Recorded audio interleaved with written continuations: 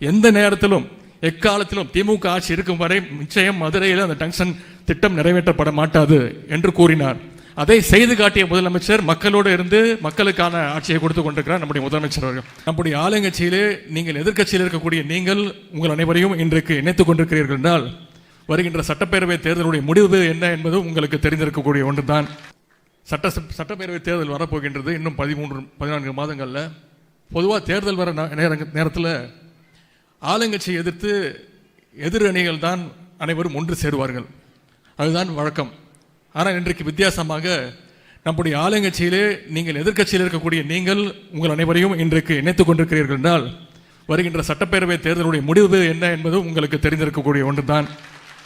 வெறும் சட்டப்பேரவை தேர்தல் அந்த முடிவை நோக்கி மட்டும் நீங்கள் சேரவில்லை, நம்முடைய இயக்கத்துடைய கொள்கைகளை ஏற்று லட்சியங்களை ஏற்று இன்று நீங்கள் நம்முடைய முதலமைச்சருடைய நம்முடைய கழக தலைவருடைய அந்த தலைமையை ஏற்று நீங்கள் எல்லாம் சேர்ந்திருக்கிறீங்க. இந்த மாதிரி நேரத்தில் நீங்கள் எல்லாம் வந்து சேருவதை எதிர்க்கட்சியில் பார்க்கும்பொழுது கண்டிப்பாக அவர்களுக்கு வைத்தறிச்சல் வரத்தான் செய்யும். அதற்காகவே மீண்டும் உங்கள் அனைவருக்கும் என்னுடைய பாராட்டுகளையும் வாழ்த்துக்களையும் நான் தெரிவித்துக் கொள்கின்றேன். நம்முடைய எதிர்க்கட்சி தலைவர் தமிழ்நாட்டில் என்ன நடந்து கொண்டிருக்கிறது ஒன்று உங்களுக்கு தெரியும்.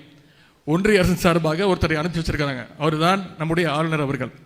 அவர் என்ன மக்களால் தேர்ந்தெடுக்கப்பட்டவரா? நியமிக்கப்பட்ட ஒருவர். என்ன செய்து கொண்டிருக்கிறார்? நம்முடைய தமிழ்நாட்டுடைய அடையாளங்களை ஒவ்வொன்றாக அழிக்கின்ற முயற்சியில் ஈடுபட்டு கொண்டிருக்கிறார். திருவள்ளுவருக்கு காவி சாயம் பூசுவது, தமிழ்தாய் வாழ்த்தை கொச்சைப்படுத்துவது, தமிழ்தாய் வாழ்த்து பாடக்கூடாது அப்படின்னு சட்டசபையிலே சொல்வது, சட்டசபையை புறக்கணித்து விட்டு செல்வது, இப்படிதான் அவருடைய வேலை. இதையெல்லாம் எடுத்து தட்டி கேட்ட வேண்டிய வேலை யாருக்கு? நம்முடைய எதிர்க்கட்சி தலைவர் அவர்களுக்கு. எந்த நேரத்திலும் எக்காலத்திலும் திமுக ஆட்சி இருக்கும் வரை நிச்சயம் மதுரையில் அந்த டங்ஷன் திட்டம் நிறைவேற்றப்பட மாட்டாது என்று கூறினார்.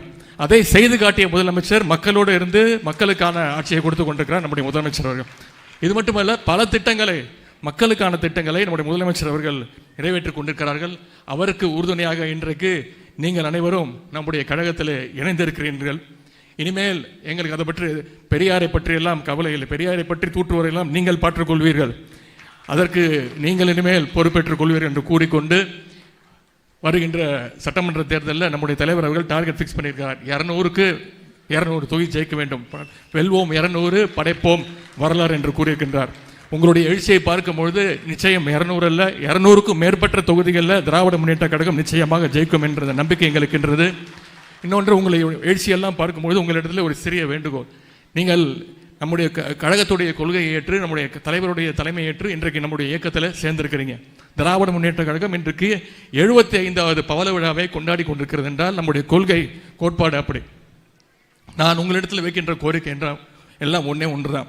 நீங்கள் வந்து விட்டீர்கள், ஆனால் உங்களைப் போல இன்னும் ஆயிரக்கணக்கானோர் வருவதற்கு சில தயக்கத்தோடு அங்கே அந்த பக்கம் உங்களுக்கு தெரிஞ்சவங்களே இருப்பாங்க, உங்களுடைய நண்பர்களே இருப்பாங்க, உங்களுடைய குடும்பத்தை சேர்ந்தவங்களாக இருப்பாங்க.